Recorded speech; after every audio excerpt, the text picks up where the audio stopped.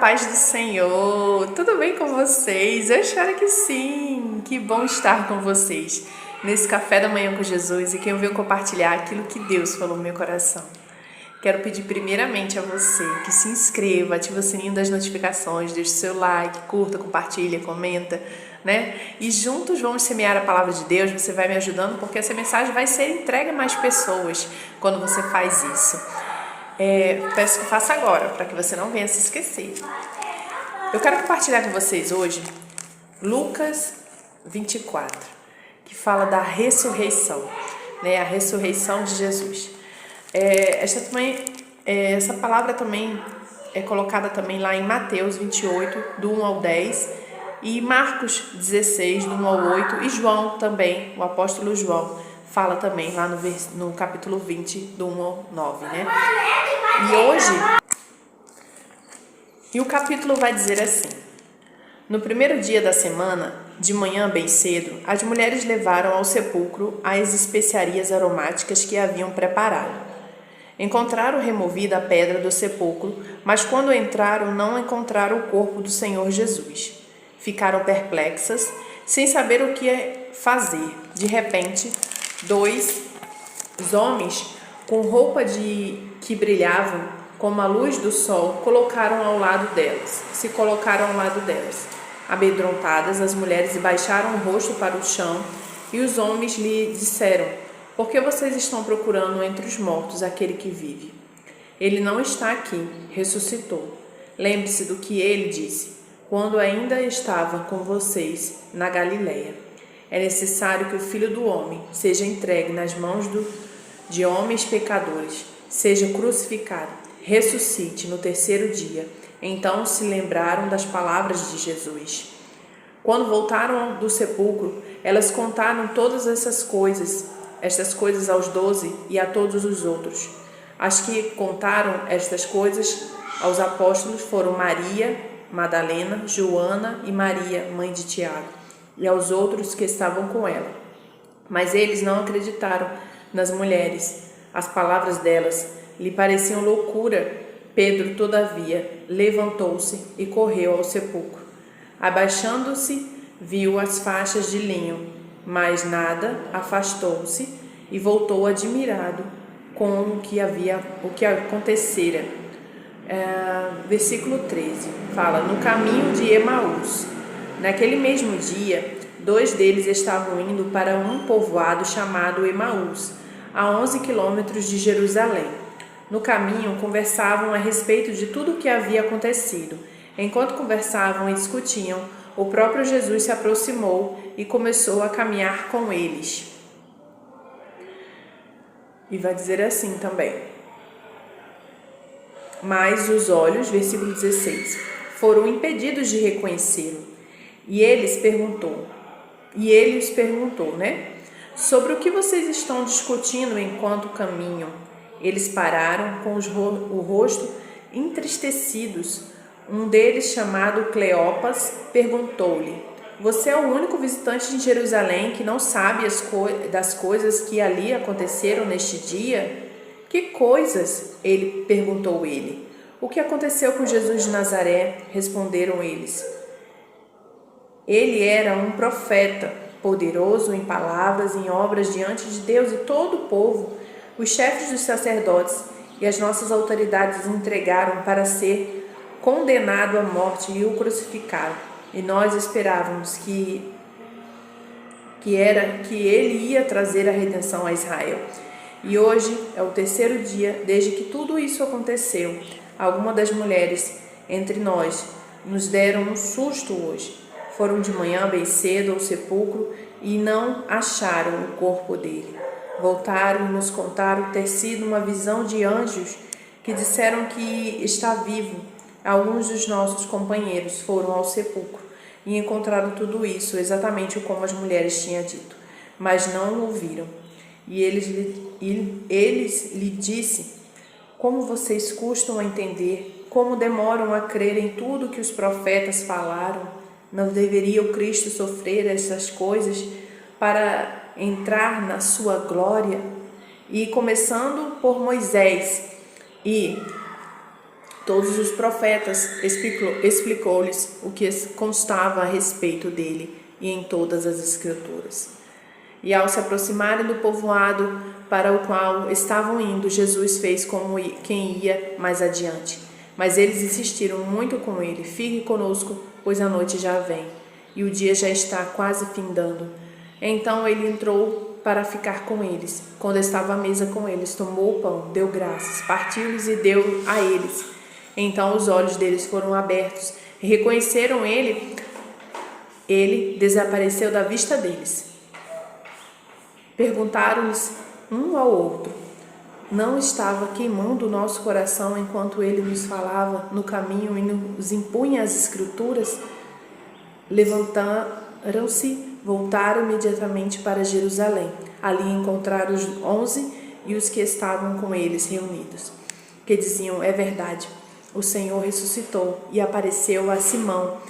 Então os dois contaram o que tinha acontecido no caminho e como Jesus fora reconhecido por eles quando partia o pão. Somente até aqui, né? O capítulo vai mais adiante, né? Mas eu quero falar hoje somente até aqui. Quem sabe no próximo devocional a gente continua esse capítulo, porque é um capítulo tão maravilhoso, tão lindo.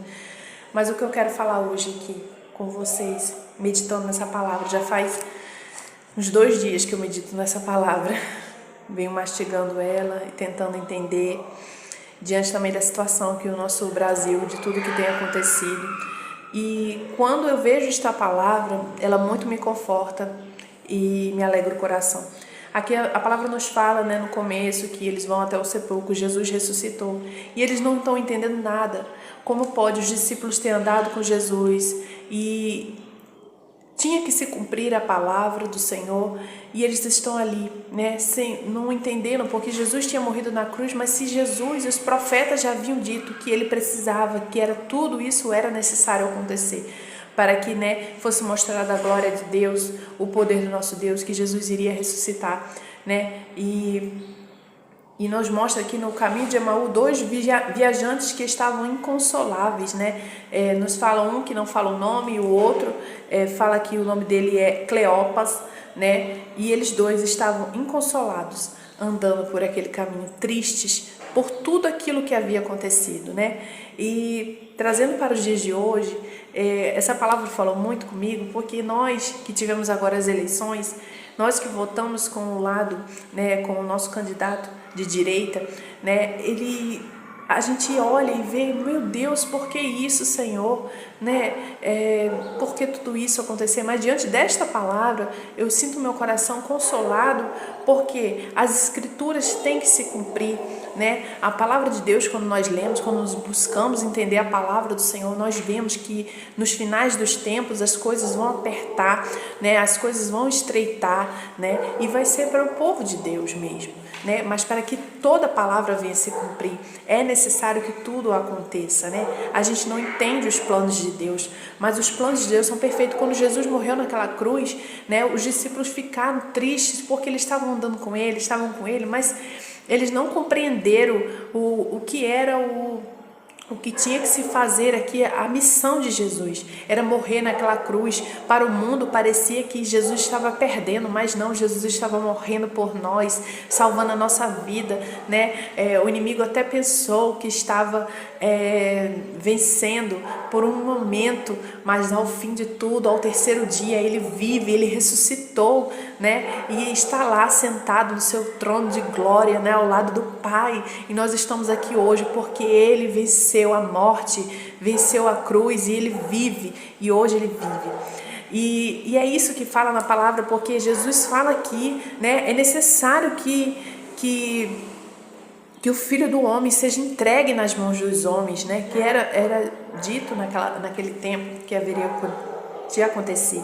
E ali aqueles discípulos estão tristes, andando, caminhando, entristecidos, sabe? Desacreditados, porque Jesus havia ido, né? Mas Jesus os adverte aqui, né? Jesus ensina o antídoto contra a tristeza que consumia o coração daqueles discípulos. No versículo 24 nós vemos que alguns dos nossos companheiros foram ao sepulcro, né? Eles contando, e encontraram tudo exatamente como as mulheres tinham dito. Não ouviram, né? E Jesus diz assim: e ele lhes disse: vocês custam a entender como demora a crer em tudo que os profetas falaram, né? Não deveria o Cristo sofrer essas coisas para entrar na sua glória? Jesus estava ali falando com eles. Vocês não entenderam ainda que tudo isso é necessário para que se cumpra a minha palavra, que está escrito, né? Jesus estava ensinando, nós devemos ter oração, devemos orar e meditar na palavra, estudar a palavra de Deus, né? Porque tudo está escrito na palavra de Deus, né? Eles estavam sofrendo, estavam inconsolados, mas a palavra de Deus é aquela que nos consola. A oração é aquilo que nos mantém de pé, firmes e confiantes. Pode o mundo inteiro estar desabando, mas nós confiamos na palavra do Senhor, porque a palavra diz, né, que nos fins dos dias, perto da volta de Jesus, as coisas vão apertar, tudo vai piorar, mas que nós ficamos firmes, né? Todo o joelho se dobrará, né? A glória do Senhor, né? O nosso Deus é poderoso, Ele vive, Ele reina sobre tudo e tudo está no controle das mãos de Deus. E nós vemos isso nesta palavra, né? E os discípulos que andavam com Jesus, andaram tanto tempo com Jesus, esses homens viram tantas maravilhas que Jesus fez e eles não estavam entendendo por que estava acontecendo tudo aquilo. Era para que toda a Escritura viesse se cumprir, né? Que nós viemos orar, que nós viemos ler a palavra, porque é a palavra que nos consola, né? Pode tudo parecer que está indo de mal a pior, que está errado, mas é o que a palavra nos diz. A palavra tem que se cumprir. Não há nada, não vai mudar nenhuma vírgula dessa palavra. A palavra vai se cumprir, né? E nesta palavra nós temos a esperança e diz: Ele não está ali mais naquele sepulcro. Ele ressuscitou. Ele vive e reina para todo sempre, né? O nosso Jesus vive e reina para todo sempre. Que nós venhamos orar, que nós venhamos estudar a sua palavra, né? Aqui não é um canal, o meu devocional não é um devocional de teologia, né? Eu não faço teologia, eu simplesmente medito na palavra. E o que eu quero estar inspirando você todos os dias aqui é porque eu passei muitos anos da minha vida na igreja e não lia a palavra, não estudava a palavra, mas que você venha estudar a palavra. O que é estudar a palavra? A gente lê, né? Porque a palavra diz: medita de dia e de noite. Você leia um capítulo, um versículo, o que for, mas você busca entender o que aquela palavra fala. Hoje nós temos muitos meios de comunicação, palavra, bíblias de estudo, canais na internet, tudo para nos ajudar, né? A gente é o que a gente se alimenta espiritualmente, como também no nosso corpo. E isso reflete em nós, né? Então, para que nós tenhamos uma vida de paz, uma vida de esperança, porque a Bíblia é a única que nos dá esperança, que pode o mundo inteiro estar num caos, mas que Jesus reina e que tudo vai ficar bem no final de tudo, né? Porque Ele ressuscitou, Ele está lá, Ele morreu por nós, Ele está lá intercedendo ao Pai e Ele voltará para buscar a sua igreja. Isso é o que nos consola, isso é o que nos enche de esperança e de alegria. A nossa esperança está viva, ela não morreu. Ele reina e está sentado à direita do Deus Pai, né?